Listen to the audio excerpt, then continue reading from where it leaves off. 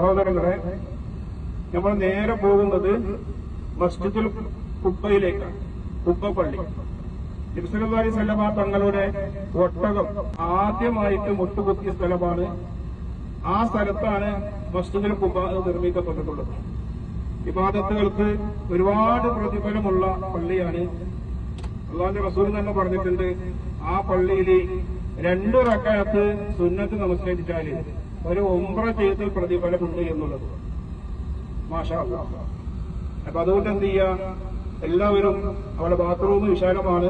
ബാത്റൂമിന് ഉപയോഗപ്പെടുത്തി ഒന്നു ചെയ്ത് 2 റക്അത്ത് എന്ത് ചെയ്യാ, എല്ലാവരും സുന്നത്ത് നമസ്കരിച്ച് ഉടനെ വാഹനത്തിൽ എത്തിച്ചേരുക.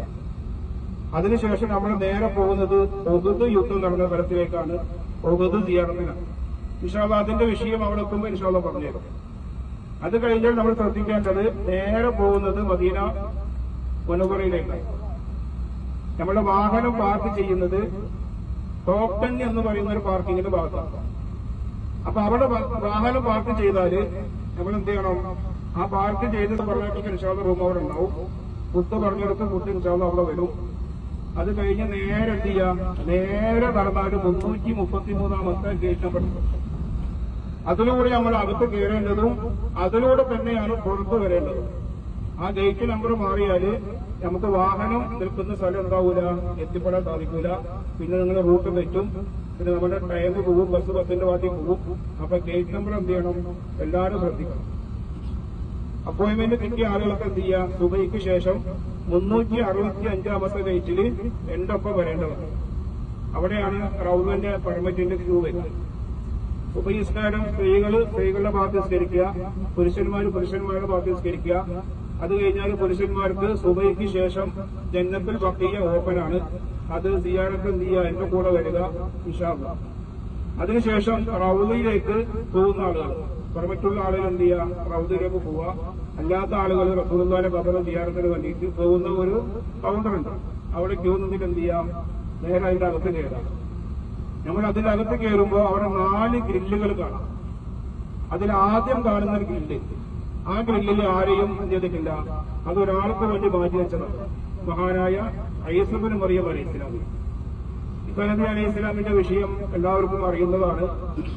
യഹൂദന്മാര് ഈസാ നബി അലൈഹിസ്സലാമിനെ കൊല ചെയ്യപ്പെട്ടു, കുരിശിലേറ്റപ്പെട്ടു എന്നുള്ള പ്രസ്താവന ആ കാലഘട്ടത്തിന്റെ 600 വർഷങ്ങൾക്ക് ശേഷം അല്ലാഹു തആല അത് പരിശുദ്ധ ഖുർആനിലൂടെ അത് തിരുത്തപ്പെടുക. വമാ ഖതലൂഹു വമാ സലബൂഹു, അദ്ദേഹത്തെ അവർ കൊന്നിട്ടുമില്ല, കുരിശിൽ തറച്ചിട്ടുമില്ല. വലാകിൻ ശുബ്ബിഹ ലഹു, അങ്ങനെ അവർക്കത് സദൃശീകരിക്കപ്പെടുകയുണ്ടായത്. ഒരു കാര്യം ഉറപ്പാണ്, വമാ ഖതലൂഹു യഖീന, ഉറപ്പായിട്ടും അദ്ദേഹത്തെ അവർക്ക് കൊല്ലാൻ കഴിഞ്ഞിട്ടില്ല. ബൽ റഫഅഹു അല്ലാഹു ഇലൈഹി, അദ്ദേഹത്തെ അല്ലാഹു അവങ്കലിലേക്ക് ഉയർത്തുകയത്രേ ചെയ്തത്. അങ്ങനെ ഹയാത്തോടുകൂടെ ഉയർത്തപ്പെട്ട മഹാനായ ഈസാ നബി അലൈഹിസ്സലാമിനെ ഒരു കാലഘട്ടം വരാനുണ്ട് എന്ന് അല്ലാഹു തആല ഖുർആനിൽ പറയും. വഇന്നഹു ലഇൽമുൽ ലിസ്സാഅത്തി, അദ്ദേഹത്തിന് ഖിയാമത്ത് നാൾ അറിയിക്കുന്ന ഒരു വ്യക്തി തന്നെയാണ് മഹാനായ ഈസാ ഇബ്നു മറിയം അലൈഹിസ്സലാം. അദ്ദേഹം ഖിയാമത്ത് നാൾ വരികയും അദ്ദേഹത്തെ കൊന്നു എന്ന് പറഞ്ഞ ആളുകളോട്, ദൈവമാണ് എന്ന് വിളിച്ച ആളുകളോട്, ദൈവത്തിന്റെ പുത്രനാണ് എന്ന് വിളിച്ച ആളുകളോട്, ഞാൻ ദൈവമോ ദൈവത്തിന്റെ പുത്രനോ അല്ലെന്നും അള്ളാഹുവിന്റെ ഒരു തിരുദൂതന് മാത്രമാണുള്ള സത്യം അവരെ തിരിച്ചറിയിച്ച് അവരേക്ക് ഇസ്ലാമിലേക്ക് എന്ത് ചെയ്യും, മടക്കി കൊണ്ടുവരും. അതുകൊണ്ട് അള്ളാഹു തആല പറഞ്ഞു, ഇന്ന അഹ്ലൽ കിതാബി ഇല്ലാ ലയഖ്മിനന്ന ബിഹി ഖബ്ല മൗതിഹി, അദ്ദേഹം വഫാത്താകുന്നതിന് മുമ്പ് ലോകമെമ്പാടെ ഇസ്ലാമീകരിക്കപ്പെടുന്ന ഒരു കാലഘട്ടം. അപ്പൊ അങ്ങനെ ഒരു കാലഘട്ടത്തിലേക്ക് രൂപാന്തരപ്പെട്ടിട്ടല്ലാതെ ഉണ്ടാവൂല, ഈസാ നബി അലൈഹിസ്സലാം വഫാത്താവുകയില്ല എന്ന് അല്ലാഹു തആല ഖുർആനിലേക്ക് പറയാം. അപ്പൊ അങ്ങനെ ഈസാ നബി അലൈഹിസ്സലാം 40 വർഷത്തെ പ്രബോധനത്തിന് ശേഷം അതിൽ വിവാഹം ചെയ്യും, മക്കള് ജനിക്കും, അതിനുശേഷം മരണപ്പെടും. അങ്ങനെ മരണപ്പെട്ടാല് ഇസ്ലാം തങ്ങളുടെ ചാരത്ത് ഖബർ കുഴിക്കപ്പെടും എന്നുള്ളത് പരിശുദ്ധ ഹദീസുകളിൽ നമുക്ക് കാണാൻ സാധിക്കും. അപ്പൊ അതിന്റെ ആ ചരിത്രപരമായിട്ടുള്ള ഒരു തെളിവോടുകൂടി നമുക്ക് ആ സ്ഥലം ഇന്ന് അവിടെ കാണാൻ സാധിക്കും. അതാണ് ആദ്യം കാണുന്ന ഗ്രില്ല്. രണ്ടാമത് കാണുന്ന ഗ്രില്ലാണ് ആര്, മകാന മുഹമ്മദിൻ അബാ അഹദിൻ മിൻ റിജാലിക്കും വലാകിൻ റസൂലുള്ളാഹി വ ഖാതമുൻ നബിയ്യീൻ, ഖാതമായ നബിതങ്ങൾ. പ്രവാചക ശൃംഖലത്തിൽ പരിശമാർത്തി കുറിക്കപ്പെട്ട പ്രവാചകൻ സല്ലല്ലാഹു അലൈഹി വസല്ലമ തങ്ങളുടെ ഖബറാണ് രണ്ടാമത് കാണുന്നത്. അപ്പൊ അവിടെ എത്തുക, എല്ലാവരും സലാം ചെല്ലുക, അസ്സലാത്തു വസ്സലാമു അലൈക യാ സയ്യിദി യാ റസൂലല്ലാഹ്. അസ്സലാത്തു വസ്സലാമു അലൈക യാ സയ്യിദി യാ നബിയല്ലാഹ്. അസ്സലാത്തു വസ്സലാമു അലൈക യാ സയ്യിദി യാ ഹബീബല്ലാഹ്. അങ്ങനെ 3 തവണ എന്ത് ചെയ്യാ? സലാം പറയാ. അതിന്റെ അടുത്ത കാണുന്ന ഗ്രില്ലാണ് അബൂബക്കർ സിദ്ദീഖ് റളിയല്ലാഹു അൻഹു. അസ്സലാമു അലൈക്കും യാ അബൂബക്കർ സിദ്ദീഖ് റളിയല്ലാഹു അൻഹു. ഞങ്ങൾ എന്നെ കണ്ടില്ലാന്നുണ്ടെങ്കിൽ നിങ്ങൾ എന്ത് ചെയ്താൽ മതി, പറഞ്ഞാൽ മതി. അതിന്റെ അടുത്ത് കാണുന്ന ഗ്രില്ലാണ്. ആരാണ്? പേര് പറയാൻ കഴിയോ? 3-ാമത്തെ ഉമർ ഇബ്നു ഖത്താബ് റളിയല്ലാഹു അൻഹു. അപ്പൊ അസ്സലാമു അലൈക്കും യാ ഉമർ ഇബ്നു ഖത്താബ് റളിയല്ലാഹു അൻഹു. അവിടെ അങ്ങനെ സിയാറത്ത് ചെയ്യാനോ നിൽക്കാനോ കഴിയില്ല. പെട്ടെന്നൊരു ഫാത്തിഹ ഓതിയിട്ട് എന്ത് ചെയ്യുക? സിയാറത്ത് ചെയ്തിട്ട് പുറത്തിറങ്ങുക.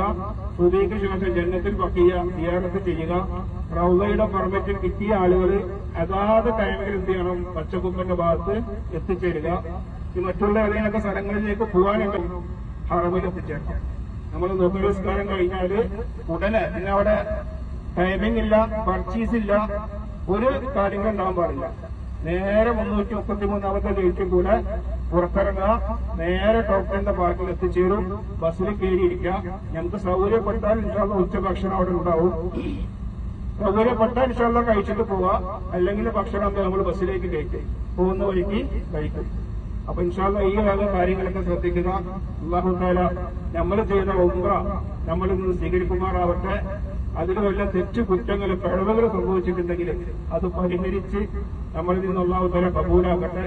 നമ്മൾ ചെയ്യുന്ന സിയാറത്തുകൾ ഇബാദത്തുകളൊക്കെ അല്ലാഹു തആല സ്വീകരിക്കുമാറാവട്ടെ. അസ്സലാമു അലൈക്കും വറഹ്മത്തുള്ളാഹി.